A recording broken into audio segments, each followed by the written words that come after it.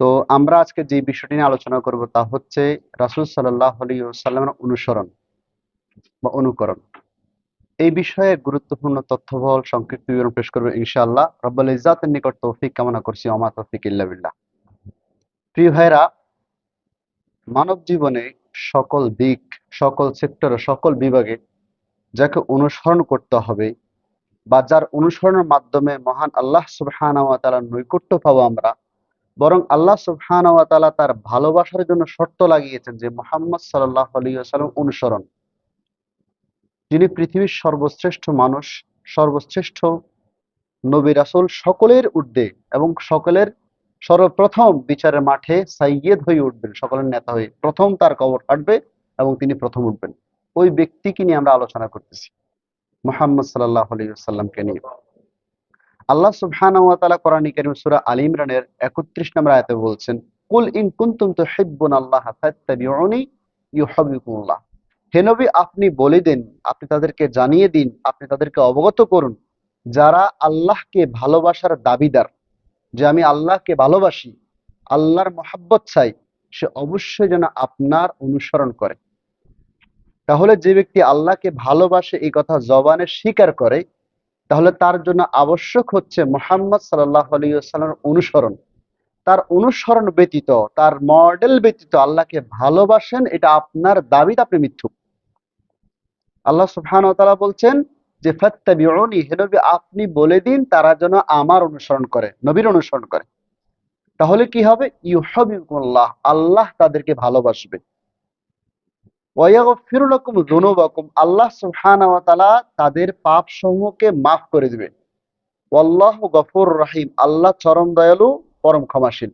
৩২ নম্বর আয়াতে আল্লাহ সুবহানাহু ওয়া তাআলা বলছে, কুল আতিউল্লাহ ওয়া রাসূলা, বলো আল্লাহ এবং তার রাসূলের আতাতের কথা, আনুগত্যের কথা, মেনে নেওয়ার কথা। ফাইন তাওয়াল্লাহ, যে ব্যক্তি মুখ ফিরিয়ে নেয়, ফাইন্নাল্লাহা লা ইউহিব্বুল কাফিরিন, নিশ্চয়ই আল্লাহ এই সকল কুফফারদেরকে পছন্দ করেন না।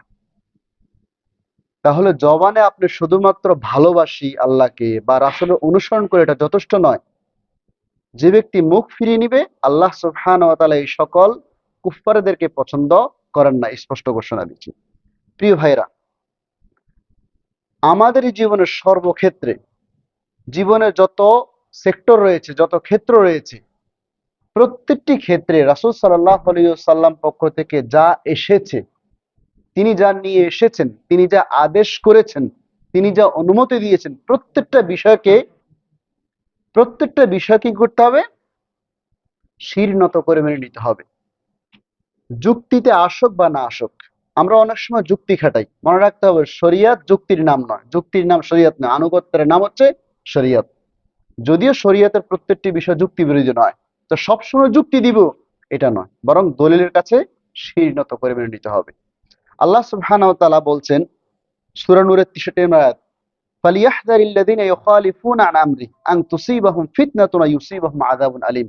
হে নবী, তাদেরকে সতর্ক করে দেন, তাদেরকে সাবধান করে দিন যারা আপনার বিরুদ্ধাচরণ করে। সেটা হতে পারে আমাদের আমলের ক্ষেত্রে, হতে পারে মুআমালাতের ক্ষেত্রে, হতে পারে অর্থনৈতিক জীবনের ক্ষেত্রে। কেউ যদি আপনার বিরুদ্ধাচরণ করে, তাহলে তাদেরকে সতর্ক করে দিন। আন তুসিবাহুম ফিতনা, তাদেরকে অচিরেই ফিতনায় গ্রাস করবে। ওয়া ইউসিবাহুম আযাবুন আলীম, যন্ত্রণাদায়ক শাস্তির মধ্যে তারা পতিত হবে। আজকে পৃথিবীর আনাচে কানাচে, অলিতে গলিতে, বিভিন্ন মুসলিম দেশের মধ্যে অমুসলিমদের মাধ্যমে আমরা নির্যাতিত হচ্ছি। তার প্রধানতম কারণ হচ্ছে দুটি, একটা হচ্ছে তাওহীদকে ছেড়ে দিয়েছি, আর একটা হচ্ছে আমরা রিসালাতকে, রাসূল সাল্লাল্লাহু আলাইহি ওয়াসাল্লাম অনুসরণকে ছেড়ে দিয়েছি। যদি সত্যিকার অর্থে আমরা মুহিদ্দিন হতে পারতাম, তাদের সংখ্যা যত বেশি হোক না কেন, আল্লাহ বলছে কোরআনে, আনতুমুল আলাউনা ইন কুনতুম মুমিনিন, তোমরাই ঊর্ধ্বে হবে যদি তোমরা মুমিন হও। কিন্তু আমরা মুমিন শুধুমাত্র নামে। আমাদেরকে যদি প্রশ্ন করা হয় ইসলামের স্তম্ভ কয়টি, ইমানের স্তম্ভ কয়টি, ইহসান কাকে বলে, আমরা কোনো কিছু উত্তর দিতে পারবো না। অথচ আমরা সারাদিন লা ইলাহা ইল্লাল্লাহ মুহাম্মাদুর রাসূলুল্লাহ কমসে কম 5 বার হলেও পড়ে থাকি, ওযুর পরে নাকি সালাতের ভিতর পড়ি, কিন্তু সত্যিকার অর্থে যে লা ইলাহা ইল্লাল্লাহ মুহাম্মাদুর রাসূলুল্লাহ এটা আমরা জানি না বা অনুসরণও করি না। প্রিয় ভাইরা, এই আয়াতের ব্যাখ্যা ইবনে কাসির রাহিমাহুল্লাহ একটি উক্তি নিয়ে এসেছেন, যেটা আব্দুল ইবনে আব্বাস থেকে বর্ণিত হয়েছে। রাসূলুল্লাহ সাল্লাল্লাহু আলাইহি ওয়াসাল্লামের চারজন খলিফার মধ্যে থেকে দুজনের কথা, আবু বকর সিদ্দিক রাদিয়াল্লাহু আনহু এবং ওমর ইবনে খাত্তাব রাদিয়াল্লাহু আনহু।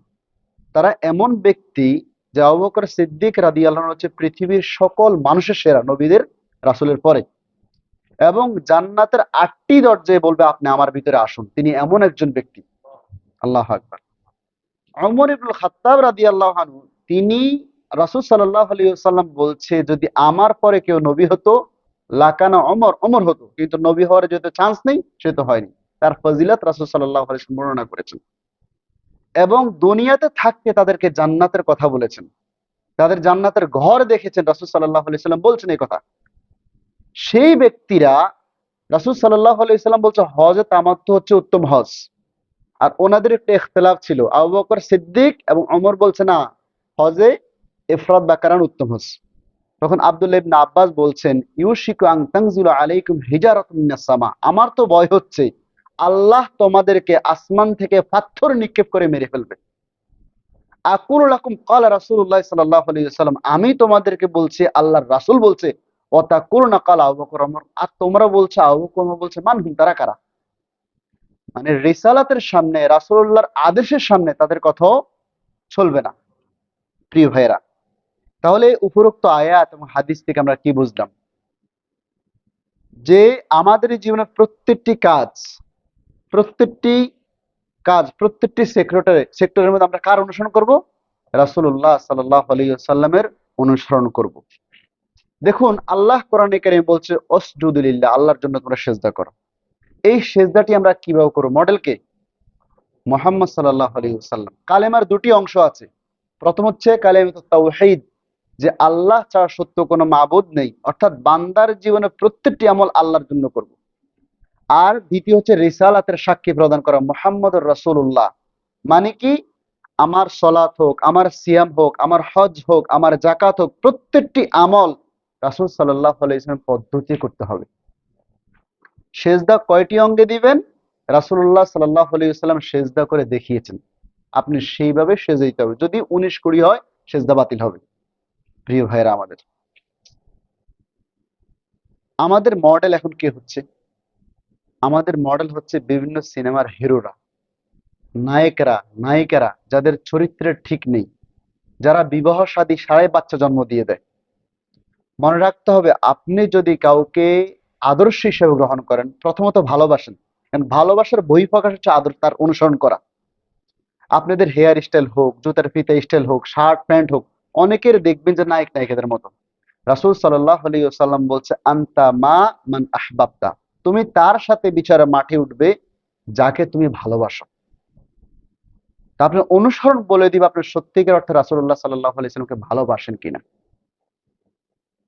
আনাস ইবনে মালিক, সাহাবাই কেরাম তো রাসূলুল্লাহ সাল্লাল্লাহু আলাইহি ওয়াসাল্লাম হাদিস অনুযায়ী আমল করতেন, তার ব্যক্তিগত জীবনের যে বিষয়গুলো আছে, যেগুলো আদত ছিল, অভ্যাস ছিল, সেগুলাকে তারা এত ভালোবাসতেন। দেখুন, আনাস ইবনে মালিক বলছেন একদিন আমি রাসূলুল্লাহ সাল্লাল্লাহু আলাইহি ওয়াসাল্লামের সাথে দাওয়াতে গিয়েছি, দেখলাম তিনি লাউকে খুব পছন্দ করতেছেন এবং লাউ ওই ঝোল থেকে উঠিয়ে উঠিয়ে খাচ্ছেন। আনাস ইবনে মালিক বলছেন সেই দিন থেকে আমি লাউকে পছন্দ করে নিয়েছি, ভালোবেসে নিয়েছি।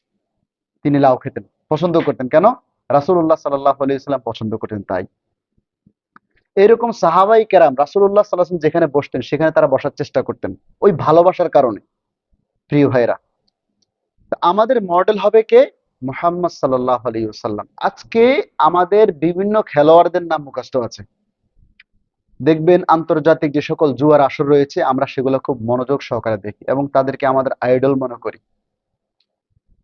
কিন্তু আমরা মোহাম্মদ, এই সমস্ত খেলোয়াড়দের মধ্যে ডজন কে ডজন আপনার মুখস্থ আছে। মোহাম্মদ সাল্লাল্লাহু আলাইহি ওয়াসাল্লামের উপাধি বা তার নামগুলো আপনারা বলতে পারবেন না, বা আমি বলতে পারবো না।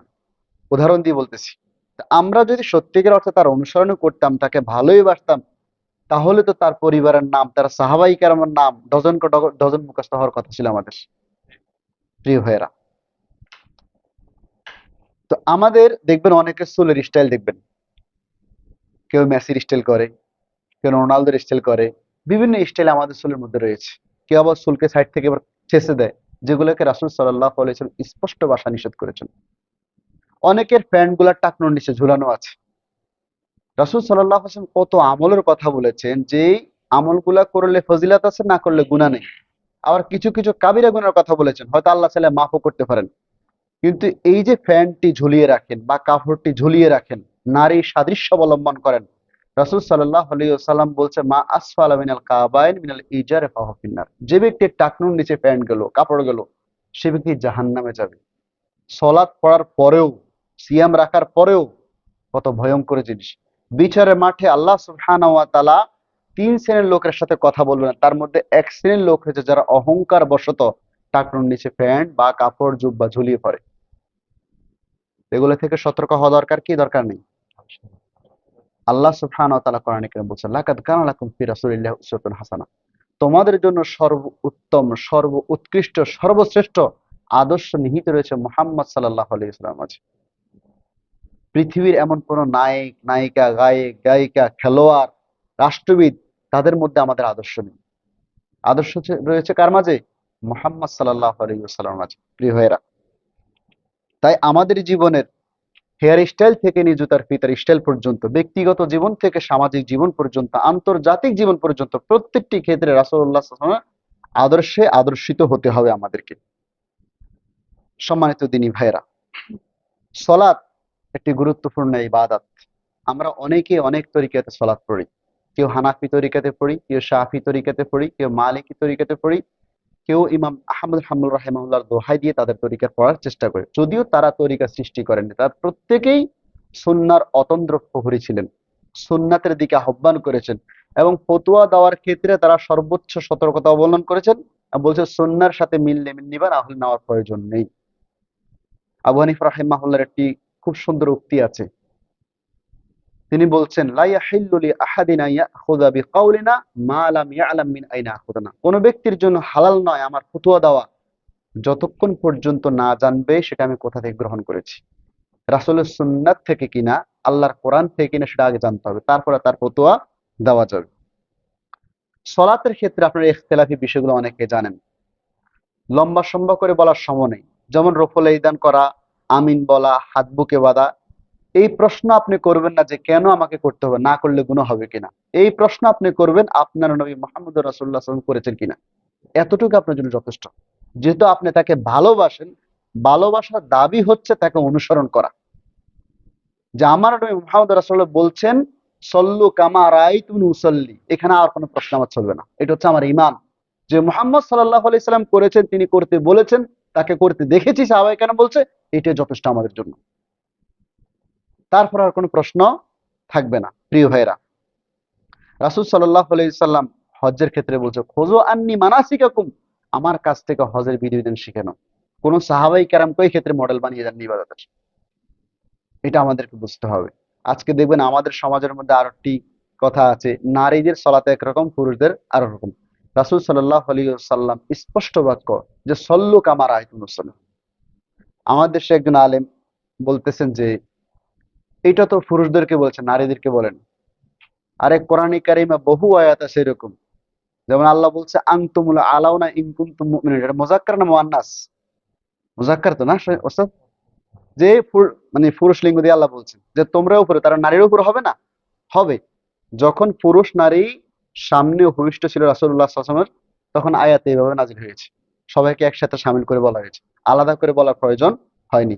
এবং রাসূলুল্লাহ সাল্লাল্লাহু আলাইহি ওয়াসাল্লাম এই কথাও কোনো হাদিসে নেই যে তোমরা পুরুষরা আমার মতো পড়ো, নারীরা আয়েশা খাদিজার মতো পড়ো। এরকম কোনো হাদিসও নেই, যদিও সাহাবায়ে কেরাম থেকে পুরুষের ন্যায় সালাত মহিলাদের এসেছে। প্রিয় ভাইরা, আমরা আরেকটি অবহেলা আছে সুন্নাত মানার ক্ষেত্রে, দাড়ি। আমাদের মধ্যে এই অবহেলাটা আছে, কারণ এই অবহেলার পিছনে একটি ফতুয়া কাজ করে যে দাড়ি রাখা সুন্নাত। এটা ভুল ফতুয়া। রাসূল সাল্লাল্লাহু আলাইহি ওয়াসাল্লাম আদেশ দাড়ি রাখা, আর আল্লাহ বলছে অমা আতাকুমুর রাসূলু ফাখুযু, রাসূল তোমাদেরকে যা দেয় তা তোমরা গ্রহণ করো। সূরা হাসর ৭ নম্বর আয়াতে বলছেন অমা নাহাকুম আনহু ফান্তাহু, রাসূল যেটা দেননি, রাসূল যেটা বলেনি সেটা তোমরা বর্জন করো। কেন? মা ইয়ানতিকু আনিল হাওয়া ইন হুয়া ইল্লা ওয়াহয়ুহা, যে মুহাম্মদ নিজের পক্ষ থেকে কথা বলেন না, যা বলেন আল্লাহর পক্ষ থেকে বলেন। সূরা নাজমের ৩-৪ নম্বর আয়াত রয়েছে। তো রাসূল সাল্লাল্লাহু আলাইহি ওয়াসাল্লাম বলছে আফুল লাহিয়া, দাড়িকে তোমরা ছেড়ে দাও, মোসকে ছোট করো, খালিফুল মুশরিকিন খালিফুল মাজুস, মুশরিক অগ্নি পূজারীদের বিরোধিতা করো তোমরা। কিন্তু আমরা মুশরিকদের মতো দাড়িকে সাফান সাফা বা ছাটমাট করে রাখি, দেখুন, আমি ভুল করলে সেটা আমার ব্যক্তিগত আমল, কিন্তু রাসূলুল্লাহর হাদিস হচ্ছে ছেড়ে দিতে হবে। দাড়িকে ছেড়ে দেওয়ার চেষ্টা করুন। দাড়িকে নিয়ে এত বেশি অবহেলা আমাদের আছে। আমি একবার বাংলাদেশ যাওয়ার পরে কওমি মাদ্রাসা থেকে আমাকে দাওয়াত দিয়েছে মাহফিলে। তো আমার আব্বা খুব বিরোধিতা, না মাহফিল করার প্রয়োজন নেই এখানে। তো আমি মাহফিলে ওঠার পরে বললাম যে আখেরাতের জীবন আমি বাদে দিলাম। ধরুন আপনি ইন্ডিয়াতে হিন্দু অধ্যুষিত এলাকা আপনি মারা গিয়েছেন, আপনার মৃত্যুর পরে আপনার সাইনবোর্ড কি? আপনি মুসলিম না হিন্দু? দাড়ি। এই মৃত্যুর পরে আপনি যখন দাড়ি দেখবেন না, তখন লুঙ্গি খোলার প্রয়োজন হবে যে আসলে এ মুসলমান কিনা। কারণ আরাবা বলছে ওয়াজ তো আমারে করতেছে। কথা বলছেন, ওনার এক বাগিনা কি বলছে, ওয়াজ তোর ফোলা, ওয়াজ আমাকে করতেছে, অন্য কারো করে না। তো যাই হোক, আমরা দাঁড়ির ক্ষেত্রে গুরুত্ব দেওয়ার চেষ্টা করবো ইনশাআল্লাহ। রাসূল সাল্লাল্লাহু আলাইহি ওয়াসাল্লাম বিভিন্ন হাদিস দাঁড় নিয়ে আছে। আমল যদি ত্রুটি হয়ে যায়, রাসূলুল্লাহ সুন্নাত বিরোধী হয়ে যায়, সে আমলটা আল্লাহর কাছে অ্যাকসেপ্ট হবে না। যেমন একটি কসকসে সুন্দর নোট নিয়ে আসেন আপনি, কিন্তু সেখানে বাংলাদেশ গভর্নর সাইন নেই, সেটা চলবে? চলবে না। ঠিক আমলের ক্ষেত্রে রাসূলুল্লাহ সাল্লাল্লাহু আলাইহি ওয়াসাল্লামের সাইন থাকতে হবে যে রাসূল সাল্লাল্লাহু আলাইহি ওয়াসাল্লাম করেছেন কিনা, বা তিনি বলেছেন কিনা, বা তার ফাইল করার মধ্যে আছে কিনা। তখনই আপনি কি করতে পারবেন? তখন আপনি সে আমলটি করতে পারবেন। প্রিয় ভাইরা, এই যে কথাগুলা বললাম, আল্লাহ সুবহানাহু ওয়া তাআলা বলছে, অমা কানা লিমুমিন ওয়ালা মুমিনাতিন ইযা কাদাল্লাহু রাসূলাহু আমরা আন ইয়াকুনা লাহুমুল খিয়ারাতু মিন আমরিহিম ওয়া মান ইয়াসিল্লাহা রাসূলাহু ফাকাদ দাল্লা দালালান মুবিনা। কোনো মুমিন কিংবা কোনো মুমিনাতের উচিত নয় আল্লাহ এবং তার রাসূলের পক্ষ থেকে কোনো বিধান আসার পরে সেটার বিরুদ্ধাচরণ করবে। যে ব্যক্তি সেটার বিরুদ্ধাচরণ করবে, সে স্পষ্ট গুমরাহির মধ্যে লিপ্ত হবে। সম্মানিত দিনী ভাইয়েরা, এই আয়াতটি সূরা আহজাবের ৩৬ নম্বর আয়াত। আমি বা আমরা যারা আলোচনা করি, আমরা আলোচনার শুরুতে বালাগাল উলা পড়ি না, শুনেছেন তো? বা ইয়া নবী সালাম আলাইকা পড়ি না। আমি সময় ৫ মিনিট বেশি নেব ইনশাল্লাহ। কেন পড়ি না? তা হচ্ছে রাসূলুল্লাহ সাল্লাল্লাহু আলাইহি ওয়াসাল্লাম সুন্নাত থেকে সাহাবেত নয়। প্রথমত কথা হচ্ছে এটা, যে তার কাছ থেকে আমি এটা পাই না, সেই জন্য আমি এটা করি না। যতটুকু তার কাছ থেকে পেয়েছি ততটুকু করেছি। ইসলাম এমন একটি জিনিস, সেখানে ঘাটতি এবং বাড়তি করার কারো অথরিটি নেই। কারণ আলিয়ুমা আকমালতু লাকুম দীনাকুম, আল্লাহ দিনকে পরিপূর্ণ করে দিয়েছেন। এখানে আপনি কিছু সংযোজন বা বিয়োজন করবেন, অর্থ হচ্ছে আপনি নবীর স্থানে নিজেকে নিয়ে গেছেন, রিসালাতের শিরক করছেন আপনি। তো এই যে আমাদের দেশে বালাগালুলা পড়া হয়, যদিও অনেকে বলে এটা হচ্ছে আসল হচ্ছে পড়া জায়েজ, কেন?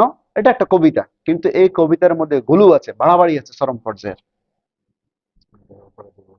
তো এখানে বলা হচ্ছে বালাগাল উলা বেকামালিহি, নবী নিজ ক্ষমতায় আল্লাহর কাছে বা মিরাজে চলে গেছে, নিজ ক্ষমতায়। অথচ আল্লাহ সুবহানাহু ওয়া তাআলা কোরআনে কারীম বলছে, ওয়াকাযালিকা উহাইনা ইলাইকা মা কুনতা তাদরিমাল কিতাবা ওয়ালাল ঈমান, যে এর পূর্বে আপনি জানতেন না ঈমান কাকে বলে, এর পূর্বে আপনি জানতেন না, কিতাব কি জিনিস জানতেন না। এই জন্য তো রাসূল সাল্লাল্লাহু আলাইহি ওয়াসাল্লামের কাছে যখন ওহী এসেছে সহিহ বুখারী হাদিস, ইকরা ইয়া মুহাম্মদ, রাসূল সাল্লাল্লাহু আলাইহি ওয়াসাল্লাম বলছে, মা আনা বিকারি, আমি পড়তে জানি না। তো তারা এমন বাড়াবাড়ি করেছে, সরাসরি কোরআন আয়াত বিরোধী করে দিয়েছে। যদিও বড় হুজুর করে, যদিও বড় পীর করে, যদিও বড় বক্তা করে, বর্জনীয়। একটা শিরকি কথা আছে এখানে, সম্মানিত দিনী ভাইরা। আবার আপনি দেখবেন যে ইয়া নবী সালাম আলাইকা নিয়ে পক্ষে বিপক্ষে অনেক কথা আছে ভাই। কোন কোন আলেমরা বলেছেন যে যেখানে সালাত সালাম আছে সেটা দূর হয়ে যাবে। কথার কথা ১ মিনিটের জন্য ধরেই নিলাম। তা আপনি বলেন তো, আপনি কি রাসূলুল্লাহ সাল্লাল্লাহু আলাইহি ওয়াসাল্লাম কিংবা সাহাবায়ে কেরামের চাইতে বেশি বুঝেন? আল্লাহর রাসূলের উপর আয়াত নাযিল হয়েছে, ইন্নাল্লাহা ওয়া মালাইকাতুহু ইউসাল্লুনা আলান নবী ইয়া আইয়ুহাল্লাযীনা আমানু সাল্লু আলাইহি ওয়া সাল্লিমু তাসলিমা। আল্লাহ রাসূল সাল্লাল্লাহু আলাইহি ওয়াসাল্লামকে সাহাবায়ে কেরাম প্রশ্ন করেছেন যে আরাফনা কাইফা নুসাল্লিমু আলাইক, আমরা জেনে নিয়েছি আপনি কিভাবে সালাম দিতে হয়, কিন্তু আপনি কিভাবে সালাত দিতে সেটা আমরা জানি না। রাসূল সাল্লাল্লাহু আলাইহি ওয়াসাল্লাম শিখিয়েছেন না? কুলু আল্লাহুম্মা সাল্লি আলা মুহাম্মাদি ওয়া আলা আলি মুহাম্মাদ, শিখিয়েছেন তো? যদি তিনি না শিখাতেন বা সাহাবাই কেরামের জন্য রাস্তা খোলা রেখে যেতেন, তাহলে এক কথা ছিল। তাহলে আপনার যত যুক্তি আছে, যত গ্রামার আছে, সবগুলাকে ছেড়ে দিয়ে কি করতে হবে? রাসূলুল্লাহ সাল্লাল্লাহু আলাইহি ওয়াসাল্লামের শিখানোটা পড়তে হবে। পৃথিবীর সকল মুফতি মিলে যদি বলে এটা পড়লে এক নেকি হবে, তার কোনো দলিল নেই। কিন্তু রাসূলুল্লাহটা পড়লে কি হবে? মান সাল্লা আলাইহি সালাতান ওয়াহিদা সাল্লাল্লাহু আলাইহি বিআশারা, ১০ বার রহমত নাজিল হবে। সম্মানিত দিনী ভাইরা, তাই আমাদেরকে সব সময় রাসূল সাল্লাল্লাহু আলাইহি সুন্নতের অনুসরণ করতে হবে। আজকে আমাদের সমাজে আরো একটি মানে রাসূলুল্লাহ সাল্লাল্লাহু আলাইহি সুন্নাত কিভাবে ভলুন্টিতে তারা করেছে, প্রজ্বলিত করেছে, সলাতের পরে সম্মিলিত মোনাজাত কোরআন থেকে দলিল বাইর করেছে। ফাইজা ফারাগতা ফানসাব ওয়া ইলা রাব্বিকা ফারগাব। আর ভাই এই আয়াত কি মুহাম্মদ সাল্লাল্লাহু আলাইহি ওয়াসাল্লাম নাজিল হয়নি? তিনি এটা পড়েননি? সাহাবায়ে কেরাম বুঝেননি? নতুন করে বোঝার অর্থটা হচ্ছে কি? আপনি সবার ইচ্ছেতে বেশি বুঝেন প্রিয় ভাইয়েরা। হুম। তো ওহী দুই প্রকার কিন্তু। একটা হচ্ছে ওহীউল্লাহ আল্লাহর পক্ষ থেকে। আর একটা হচ্ছে ওহীউশ শয়তান, শয়তানের পক্ষ থেকে। আল্লাহ কোরআনে বলছে ওয়াইন্না শায়াতিনা লা ইউহুনা ইলা আউলিয়াহিম লিউজাদিলুকুম ওয়া ইন আতাতুমুহুম ইন্নাকুম লামুশরিকুন। মানে শয়তানের ওহী আপনি যখন মানবেন তখন আপনাকে মুশরিক বানিয়ে দিবে তারা। এমন এমন কথা তাদের বক্তব্যের মধ্যে আছে, এমন এমন ছন্দ তাদের কবিতার মধ্যে আছে, সেটা আপনি কল্পনাও করতে পারবেন না। আপনি একজন সাধারণ মানুষ এতটুকু বলবেন রাসূলুল্লাহ করেছে কিনা, তার সাহাবাই কেরাম এভাবে বুঝেছে কিনা। ইসলাম ওইটা যেটা সাহাবাই কেরাম বুঝেছিল। এই যুগে কোনো ইসলাম যে আপনি বললেন সেটা ইসলাম হবে না। কারণ রাসূল সাল্লাল্লাহু আলাইহি সাল্লাম বলছে মা আনা আলাইহি ওয়া আসহাবি আল-ইয়ুম, আজকের এই দিনে আমি এবং সাহাবাই কেরাম যে রাস্তার উপর সেটা হচ্ছে সিরাতাল মুস্তাকিম, সেটা হচ্ছে হক। তারপরে যত নতুন আবিষ্কার হবে, যত নতুন দল আসবে, প্রত্যেকটি বাতিল হবে প্রিয় ভাইয়েরা।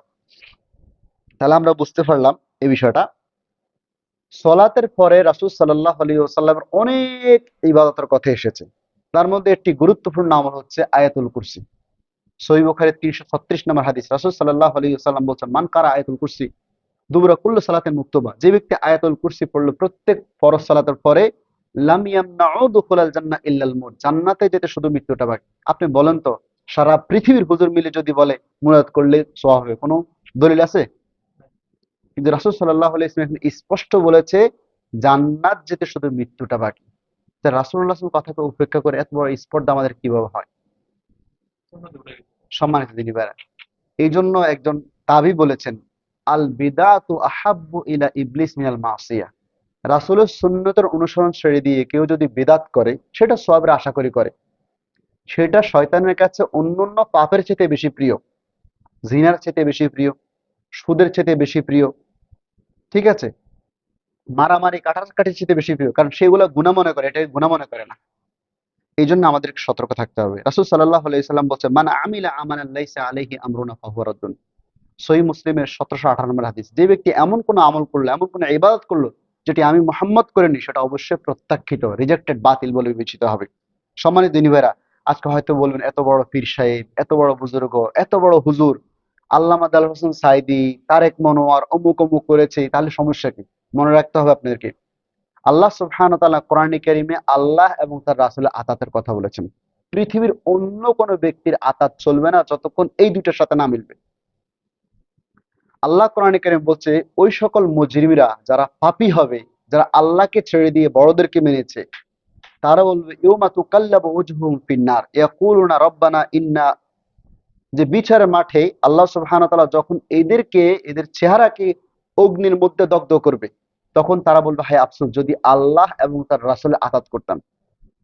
তারা তারপরে একটা কথা বলবে রব্বানা ইন্না আতানা সাদাতানা ওয়া কুবরানা, হে আল্লাহ আমরা আমাদের বড়দের অনুসরণ করেছি, আল্লাহ আমাদের অনুসরণ করেছে, আল্লাহর অনুসরণ করেনি। ফাআদাল্লুনা সাবিল, তারা আমাদেরকে পথভ্রষ্ট করে দিয়েছে। তারপর একটা দরখাস্ত করো রব্বানা আতিহিম দি'ফাইন মিনাল আযাব, হে আল্লাহ আমার মাকে, আমার বাবাকে, আমার দাদাকে যাদের অনুসরণ করেছি তাদেরকে দ্বিগুণ শাস্তি দাও আমাকে, আমাদের ছেড়ে, কারণ তারা আমাদের পথভ্রষ্ট করেছে। তো এই কথা বলে কি রেহাই হবে? আপনার কৃতকর্মের জন্য আপনাকেই আল্লাহর কাছে জবাব দিতে হবে। তাই কোরআন কারীমের তাফসীর পড়া, হাদিস পড়া, শুধুমাত্র প্রত্যেকটি ক্ষেত্রে আলেম ওলামা কেন্দ্রিক যে উনি ফতোয়া দিলে মানুষ না, বিষয়টা এমন নয়। নিজে পড়াশোনা করার চেষ্টা করুন, আল্লাহ তৌফিক দান করুন, আমিন। প্রিয় ভাইয়েরা, আজকে একটা উদাহরণ দিব। ধরুন এখান থেকে আপনি মাক্কা যাবেন, আপনি জানেন 72 থেকে 73টা ফ্লাইট হবে এখান থেকে। যাওয়ার সময় জানলেন যে 72টা ফ্লাইটের মধ্যে সংশয় আছে, 5টা হতে পারে, আপনি কি করবেন? এই দুনিয়ার জীবনে আপনি চেষ্টা করুন ওই একটা ফ্লাইটে উঠবেন যেটি হচ্ছে নিরাপদ। ঠিক আখিরাতের ক্ষেত্রে যে একটি ফিরকায় নাজিয়া মানহাজ, যেটি সালাফে সালেহিনদের সাহাবাই কেরামের সকল দল উপদলকে উপেক্ষা করে, যেগুলোর জন্ম 20 বছর, 50 বছর, 60 বছর, 70 বছর, 100 বছর, সবগুলোকে উপেক্ষা করে এই সকল দল থেকে যাবে। পৃথিবীতে ফিতনা ফাসাদ থাকবে, আপনি আর আমি থাকবো না। কাজে আপনার হিসাব আপনি করুন, অমুক দল কি করলো, এত বড় সংগঠন, তারা কি ভুল করে, এই সবগুলো ফতোয়া বাদ দিতে হবে। তাহলে আপনার নাজাত পাবেন ইনশাআল্লাহ। কারণ রাসূল সাল্লাল্লাহু আলাইহি ওয়াসাল্লাম বলছেন, ওয়াতাফতারিকু উম্মতি আলা সালাসিন ওয়া সাবাইনা মিল্লাহ, আমার উম্মতের মধ্যে 73টা দল হবে, প্রত্যেকে জাহান্নামে, একটি দল ছাড়া। তো সেটা আপনাদেরকে সতর্ক থাকতে হবে। প্রিয় ভাইরা, একটি হাদিস রাসূল সাল্লাল্লাহু আলাইহি ওয়াসাল্লাম বলছে, আবু হুরায়রা থেকে বর্ণিত, কুল্লু উম্মতি ইয়াদখুলুনাল জান্নাহ, আমার উম্মতের প্রত্যেকে প্রবেশ করে জান্নাতে, ইল্লা মান আবা, তবে তাহারা নয় যারা অস্বীকার করলো। সাহাবায়ে কেরাম বলছে, ওমা ইয়াবা, অস্বীকার করে কে আবার? রাসূল সাল্লাল্লাহু আলাইহি ওয়াসাল্লাম বলছে, মান আতাআনি দাখালাল জান্নাহ, যে ব্যক্তি আমার অনুসরণ করে সে জান্নাতে যাবে। ওমান আসানি, যে ব্যক্তি আমার অনুসরণ না করে চিস্তিয়া, সাবেরিয়া, নকশবন্দিয়া, মুজাদ্দিদিয়া, কাদরিয়া, এই সকল বিভিন্ন দলের অনুসরণ করলো, ফাকাত আবার সে জান্নাতে যেতে অস্বীকার করলো। আল্লাহ আমাদেরকে জান্নাতে যাওয়ার জন্য সঠিক রাস্তা, সঠিক পথ নির্ণয় করার তৌফিক দান করুন, আমিন। আজকে আমাদের সমাজে আরেকটি খুব জোরসোরে চলতেছে, সেটা হচ্ছে মিলাদ। কেউ পক্ষে কেউ বিপক্ষে। মনে রাখতে হবে, রাসূল সাল্লাল্লাহু আলাইহি ওয়াসাল্লাম জন্ম সত্য, মিলাদ সত্য, জন্ম হয়েছে তিনি, কিন্তু এই যে পড়ার সিস্টেম, যে পদ্ধতি, এই কাইফিয়াত, ধরন, এটি ভুল। একসাথে সবাই একত্রিত হয়ে বালাগালুল্লাহ পড়া, জিলাফি বিলানো অথবা অন্যান্য এগুলা ভুল। এগুলা 625 পূর্বে ছিল না। বলেন তো, এই পৃথিবীতে সবচেয়ে বেশি রাসূল সাল্লাল্লাহু আলাইহি সাল্লাম কে কারা ভালোবাসতো? সাহাবাই কেরাম। কেমন ভালোবাসা জানেন? একটি যুদ্ধের মধ্যে বলা হয়েছে রাসূল সাল্লাল্লাহু আলাইহি সাল্লামের হত্যা হয়েছে, তাকে মেরে ফেলা হয়েছে, তিনি শহীদ হয়ে গেছেন। তখন একজন নারী এটা শুনে আসতেছেন দৌড়ে দৌড়ে। কিছুক্ষণ আসার পরে মুজাহিদদের সাথে দেখা হয়, তারা বলছে যে আপনার বাবা খুব সমস্যার মধ্যে পড়ে আছে। তারা বলছে, মা ফালা রাসূলুল্লাহ সাল্লাল্লাহু আলাইহি ওয়াসাল্লাম, আমি বলছি রাসূলুল্লাহর অবস্থাটা আমাকে বলো। এবার আসলে তার ভাইয়ের কথা বললো, তার সন্তানের কথা বললো। তিনি যখন দেখলেন রাসূল সাল্লাল্লাহু আলাইহি ওয়াসাল্লাম ভালো আছেন, তখন তিনি বলছে, কুল্লু মুসিবাতি বা'দাকা জুলুলুন, আপনাকে দেখার পরে আমার সকল কষ্ট, সকল ব্যথা, সকল বেদনা দূর হয়ে গেছে। তো ওই সাহাবাই কেরাম কিন্তু মিলাদ করেন। আপনি কেমন ভালোবাসেন যে সাহাবাই কেরামের চাইতে আপনার ভালোবাসা উতরিয়ে উঠে? সাহাবাই কেরামের চাইতে আপনার বেশি ইমান। এই ইমান ভালো ইমান নয়, এটা বেঈমান হওয়ার লক্ষণ। আশা করি বুঝতে পেরেছেন। আল্লাহ সুবহানাহু ওয়া তাআলা আমাদেরকে সঠিক বুঝদান করুন, আমিন। যদি ইত্তেবায়ের বিষয়টি অনেক আয়াত, অনেক হাদিস, অনেক লম্বা সম্বা করে আলোচনা করতে হয়, তারপরে আমাদের যেহেতু সময় সংক্ষেপ, আমাদের যেহেতু প্রত্যেকে আমরা কর্মব্যস্ত, কর্মজীবী, তাই আমরা এখানে শেষ করতেছি। আল্লাহ সুবহানাহু ওয়া তাআলার কাছে দোয়া করে তিনি যেন হাকিকা, সত্যিকার অর্থে আমাদেরকে রাসূল সাল্লাল্লাহু আলাইহি ওয়াসাল্লাম অনুসরণ করার তৌফিক দান করেন, আমিন। আপনারা আসবেন। এই যে মাসে একটা প্রোগ্রাম, আমরা খুব বেশি করার চেষ্টা করবো না ইনশাআল্লাহ, আর খুব লম্বা সম্ভব করবো না, যেহেতু কর্মব্যস্ততা আমাদের আছে। কিন্তু এই একটি প্রোগ্রামে আপনারা আসার চেষ্টা করেন, দেখবেন 12 মাসে 12টা বিষয় আপনি শিখলেন ইনশাআল্লাহ। এবং আজকে আমাদের প্রথম আলোচনা করেছে শাহাদাত ভাই, প্রথম হিসেবে আমাদের চেয়ে অনেক ভালো। কারণ আমরা আমাদের জীবনে প্রথমে এরকম কথা বলতে পারিনি, এতগুলো মানুষের সামনে কথা বলতে পারিনি, 4 জনের সামনে কথা বলেছি, 2 জনের সামনে কথা বলেছি। তো ফাজাজাক আল্লাহ খায়রা, আল্লাহ তাকে জেজা খায়রা দান করুন, তার জন্য দোয়া করি। আল্লাহ যেন তার এই কথাগুলোকে কবুল করেন এবং আমাদেরকে আমল করার তৌফিক দান করুন, আমিন। আমরা দুনিয়ার যে কাজগুলো আছে সেগুলো থাকবে, মনে রাখবেন। রাসূল সাল্লাল্লাহু আলাইহি ওয়াসাল্লাম বলছে, আল্লাহ সুবহানাহু ওয়া তাআলা বলছে, ইবনে আদম তাফাররাগ লিইবাদাত, আমার জন্য, আমার দ্বীনের জন্য কিছু সময় বের করো। অথচ আল্লাহর প্রয়োজন নেই। প্রয়োজন কার? আপনার। যে আল্লাহ আপনাকে সৃষ্টি করেছেন, আল্লাহ চান আপনি জান্নাতে যান। যে তোমরা আমার জন্য, দ্বীনের জন্য সময় বের করো, তাহলে অবশ্যই আমি কি করব? তোমাদের হৃদয়গুলোকে পরিপূর্ণ করে দেবো অল্পতে। যদি সেটা না করো, তাহলে তোমাদের অন্তরগুলোকে কাজ দিয়ে ব্যস্ত করে দেবে। সম্মানিত দিনী ভাই, এই যে কাজ নিয়ে ব্যস্ত, এটা কিন্তু আল্লাহর একটা ক্রোধ বা আল্লাহর নিয়ামত থেকে বঞ্চিত হওয়া। আপনার হাজার কাজ থাকতে হবে ভাই, আমার চেয়ে বেশি কাজ বা আমার চেয়ে বেশি সমস্যা কারণ এখানে। কিভাবে বলি? আমি সেখান থেকে আসতে 4 রিয়াল আমার গাড়ি ভাড়া লাগে। ডিউটি 13 ঘন্টা করার পরে আপনাদের এখানে এসেছি। তা আমার চেয়ে বেশি ব্যস্ত আপনারা কেউই নয়। আমার মাসে একদিনও ছুটি নেই। আল্লাহ 30 দিন, 30 দিনে আমার কাজ করতে হয়, তারপর আমি সময় বের করেছি কিনা? শহীদ ভাই আমাকে ফোন দেওয়ার পরে 15 দিন আমি আলোচনা রেডি গেছি, মাঝে মাঝে পড়েছি আমি। যখন ছাত্রদেরকে রাত্রে পড়াই তখন আমি নিজে পড়ি, প্র্যাকটিস করি। তা আমার চাইতে বেশি ব্যস্ত আপনারা? বেশি ব্যস্ত না? আমার চাইতে অনেক বেশি নিয়ামতের মধ্যে আপনারা আছেন অর্থনৈতিক ভাবে। আমি দুর্বল আছি, তারপর আমি আসার চেষ্টা করি, কারণ লিওজহিল্লাহ, আল্লাহর সন্তুষ্টির জন্য। তা আল্লাহ আমাদেরকে তৌফিক দান করুন, আমিন। আকুলু কাউলি হাযা আস্তাগফিরুল্লাহ লি ওয়া লাকুম ওয়া লিসাইরিল মুসলিমিন ফাস্তাগফিরুহু ইন্নাহু হুয়াল গাফুরুর রহিম। আসসালামু আলাইকুম।